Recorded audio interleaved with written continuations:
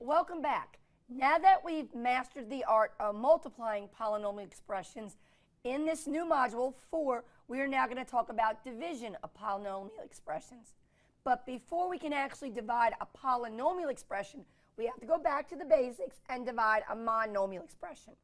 What does the word monomial mean? That's right, it means one term. So let's start back in arithmetic. Suppose my expression is 3 to the 6th divided by 3 to the 4th, and I do not have a calculator and I want to divide that expression. Well, we've already discussed what an exponent's job is. 3 to the 6th, we all know, means to write in the numerator base 3 6 times. In the denominator, 3 to the 4th means to write base 3 4 times.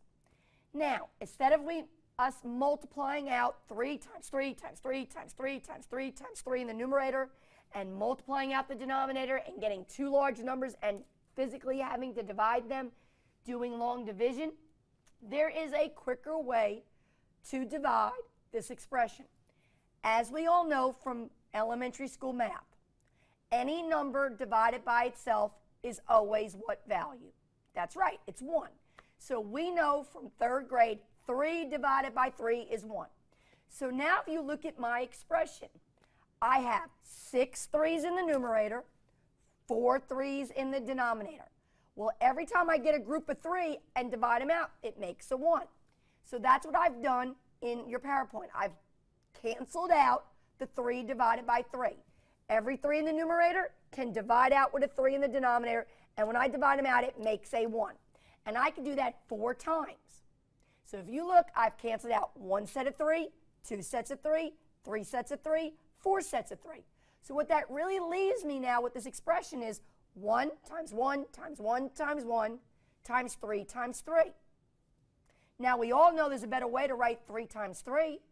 3 times 3 is 3 squared. So now we've found, without using a calculator, without doing any heavy-duty calculation, 3 to the 6th divided by 3 to the 4th makes 3 squared. So here's the question. Is there a way to get the 3 squared without doing all that work? Sure there is. There's got to be a rule. Remember when we did multiplying? We learned in algebra, multiplying the same base, you add exponents. So now we're doing division of the same base. Both my numerator and denominator had what as the base? That's right, I had a 3. And the rule is, if you divide the same base, you don't add the exponents, you do the inverse, which would be to subtract. So that is our rule in algebra. In algebra, when you divide the same base, all you do is take your exponents and subtract them. So let's look at that.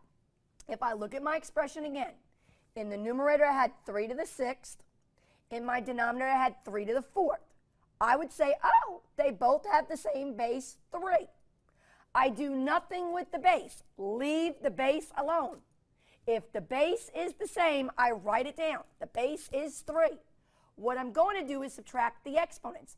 I have 6 3's in the numerator, 4 3's in the denominator, and 6 minus 4 would leave me 2 left. And that's where I get the 3 squared. And then we all know 3 squared, the value of that would be 9. So we have a basic rule. This is called the quotient rule of exponents. When we divide the same base, we subtract the exponents. All right, we're going to try some of these in the next video. See you then.